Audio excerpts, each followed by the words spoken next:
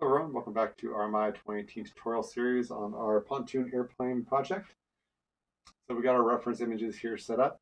We're going to go ahead and start to move them away from the center so we can start modeling. You guys may notice that on my particular setup that right here it says front and over here it says side, but this is clearly the front and this is clearly the side. Now I could rotate this entire set by just selecting all these guys, grouping them and rotating 90 degrees. But it really doesn't matter for me since this front and side is kind of irrelevant when it comes to the modeling portion. So if you were to want to move them, you can just select all of them and then hit Control G and then do a 90-degree rotation like so. And now this is the side and this is the front. And here's the top. Doesn't really matter, but since I've already done it, I'll just leave it as is. I will need to flip the normals on this guy here though, so I'll go to mesh display and reverse. Now it's visible over here. And since they're all inside this group over here, I'm going to go ahead and name this one GRP underscore ref pontoons. Okay. And I'll close down my outliner because I don't really need that open right now. So now to separate these guys out, I'm going to drop in a cube. There we go. And I'm going to use that cube so I can make sure that as I'm moving these away, that I'm not moving them in front of what I'm trying to model, blocking the camera view of the subject. So I'll start out with a side view here. If I move it over here, you can see how the box disappeared. That means I need to move it in this direction. I'll also make sure I move it off the grid quite a ways. That way I don't accidentally have it in the way at any point. Take the top one here. Obviously this one's going to be going down. Okay.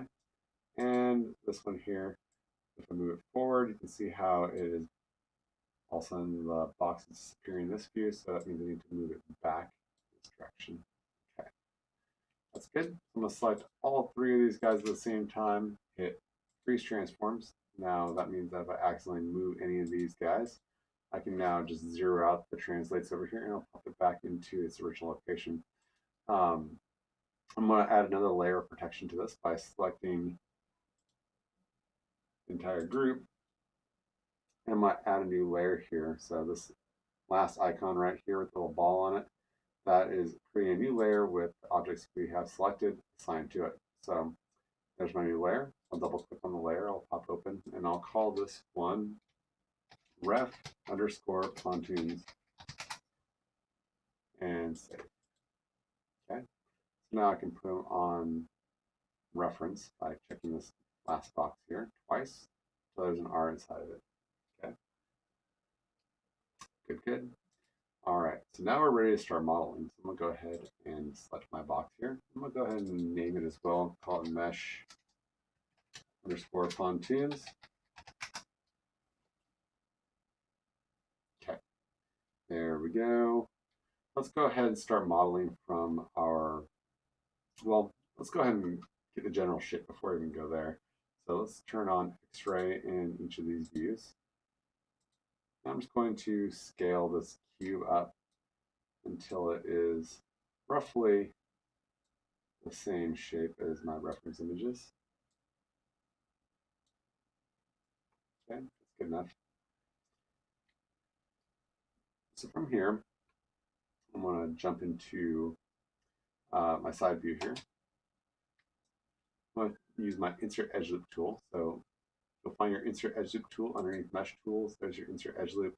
I have it on my shelf, so I'm going to continue using the one that's on my shelf. Okay, so I'm going to drop in some loops, mainly the spots to help add enough geometry to start capturing some of this curve. So drop in one there, one in here, one in the high spot, one where this recess, inset, is coming down. I'm going to connect right at the bottom right there. We'll put one more over in this area. That'll be good. So say one here and one here. We have enough geometry to kind of capture this whole curve here. Okay, that's good. So now that I'm done with adding edge loops, I'm going to go ahead and adjust the vertexes to match the reference image. So hit Q, and that will exit me out of my edge loop tool. I'm going to go to vertex mode.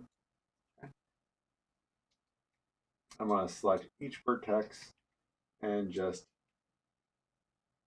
move them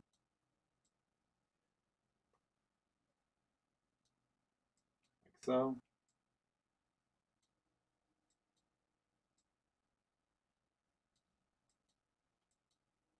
And I'm just using the y-axis now.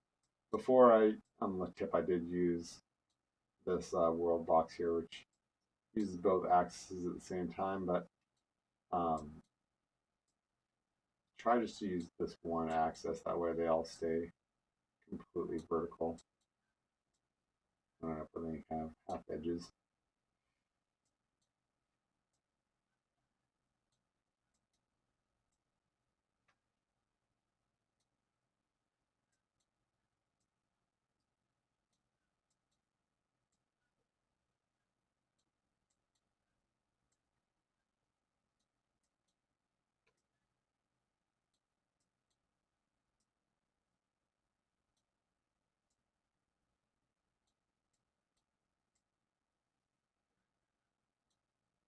Okay, something like that looks good.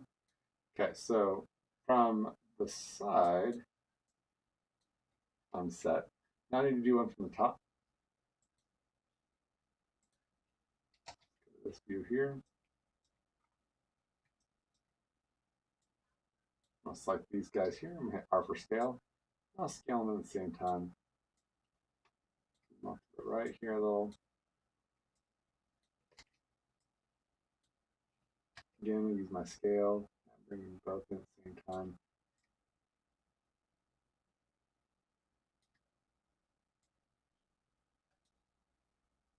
Okay, so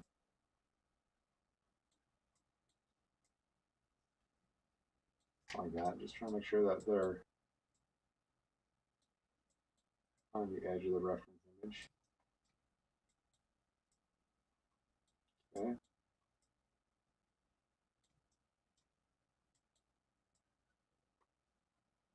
All right.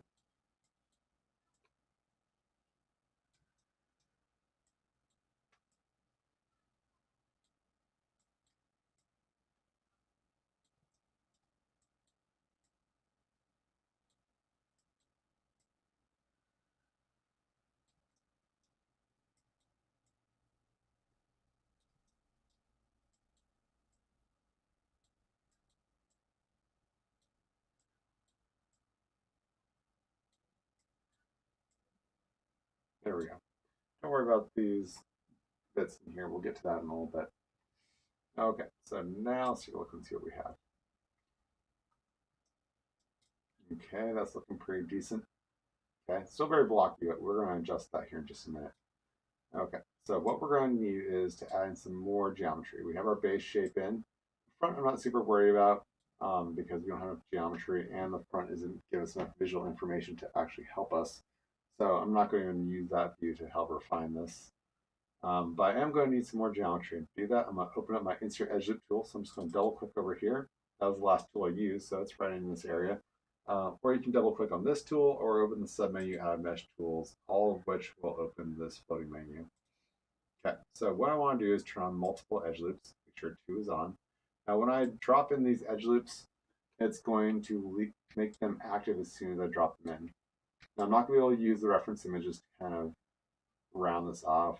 I'm going to have to use my eye. So it means you guys are going to have to use your own visual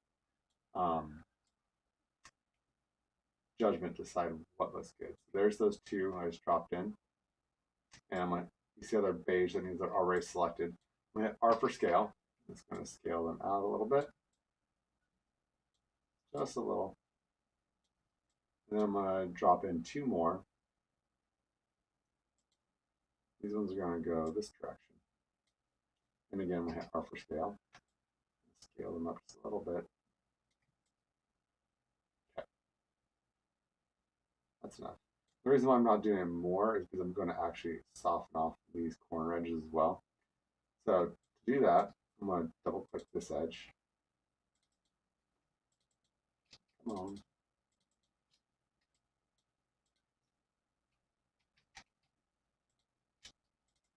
There we go.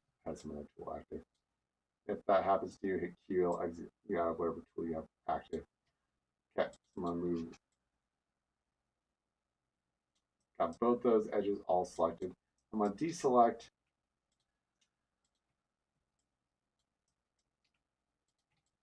the end edges just because that can cause some collapsing I don't want to really have happen. So there we go.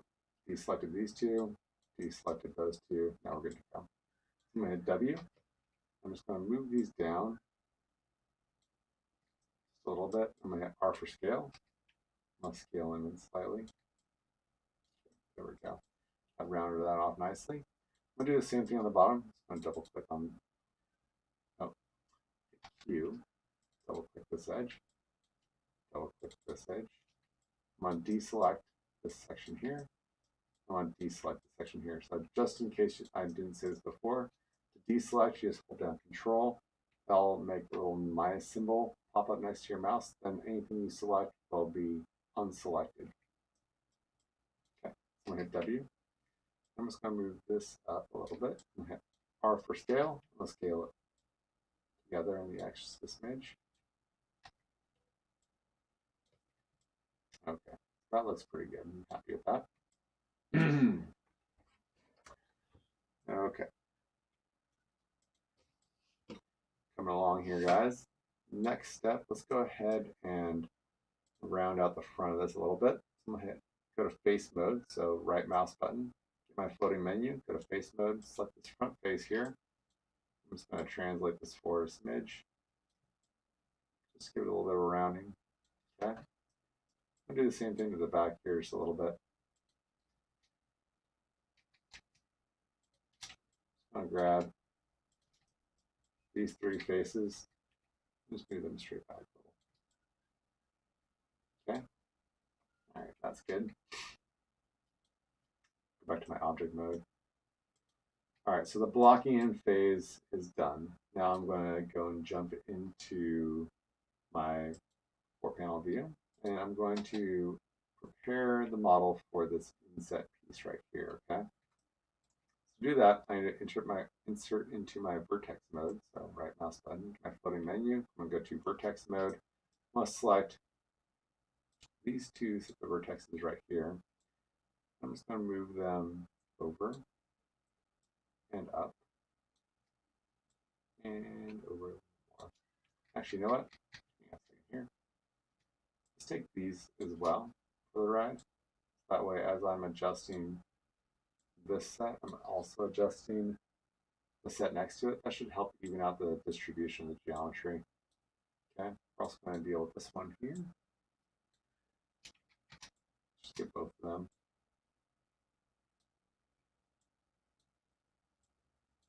This one needs to come down a little bit. Okay, that's good. Take this one here, move it up in the y-axis, over just a smidge. This one here will flatten out a little. Okay. And it looks like when I was adjusting, somehow I ended up getting a little bit above. So I'm just going to take the entire object here and just scale it down a little bit. Just on the y-axis so that it fits the reference image a little bit better. There we go. These vertexes here, I'll move those ones also back just to match up. So I move this geometry over here. These ones still kind of line up.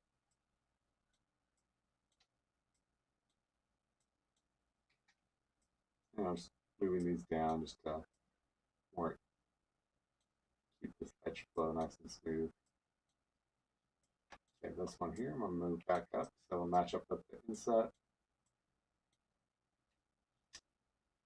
These guys here, I'm going to move down just a little bit to match with that inset still. Okay, these ones here, I'll move back a little bit. Okay. All right, I think we're all primed and ready now. This geometry is now all in line. I'm not worried about the top or side view, really the side or the top or the front view. The side view is the only one that really matters here. Okay, so we're going to go to our face mode. We're going to select all these faces in here. go back to our perspective, make sure we get all of our faces selected that we're after. Okay, there we go. That's good. We get rid of the grid. That's kind of in the way. There we go. The grid's this little icon right here. We're not catching it. That's a little too fast. Okay, so now to do our extrusion, that'll be our inset. So what we're going to do is we'll click on our extrude tool, and we're going to use this. So right now we're local on this face. So if I push in on this one face, it pushes this in, but yeah, it pushes up as well, because that's just not what I'm after. So I'll click on this little power symbol looking thing, and it'll make it to where it's now located essentially, but in between all the faces that are currently selected. So now if I switch over to the scale mode by clicking on the square on the top of this arrow, it'll give me my scale tool in the center here.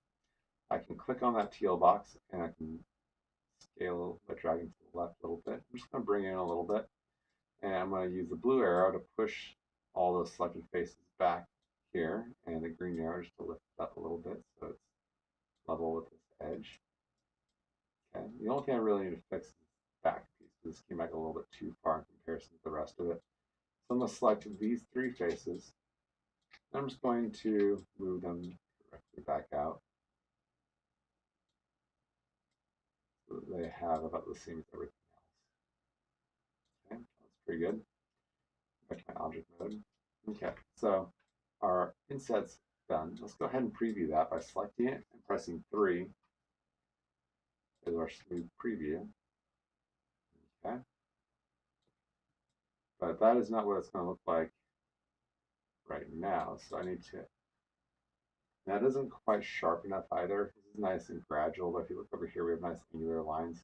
So I'm going to add some more geometry to help refine this inset that we just created. I'm gonna save scene because it's been a little bit. I'll make sure that in case my happens to crash, I don't lose anything. Okay, here we go. Now let's go ahead and insert some edge loops. I'm going to drop in one that's going to be on the inside of the inset on both sides, going vertically and horizontally. So there's one. Oops, I had multiple edge loops selected, so I hit Control Z, double click on insert edge loop, go back to relative. Okay. So now I'm going to drop this one right next to that inner edge. I'm going to drop one going horizontally as well. Okay, that looks good.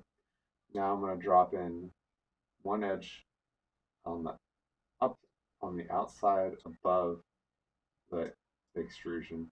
That way, it'll hold this edge even better. So I'm going to drop one right there. I'm going to put one over here. Okay, that looks good.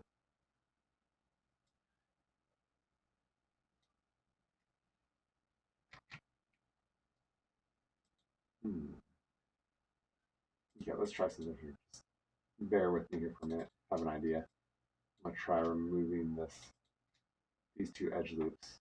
I'm just going to go to Edit Mesh, delete Edge Vertex. I can always add those ones back in, but just had an idea of adding in some edge loops on the inside here rather than having them run around. So if I drop in one right here, and then one down here, let's see what that looks like. I think I'll need to get rid of these guys too. That experiment really worked for me.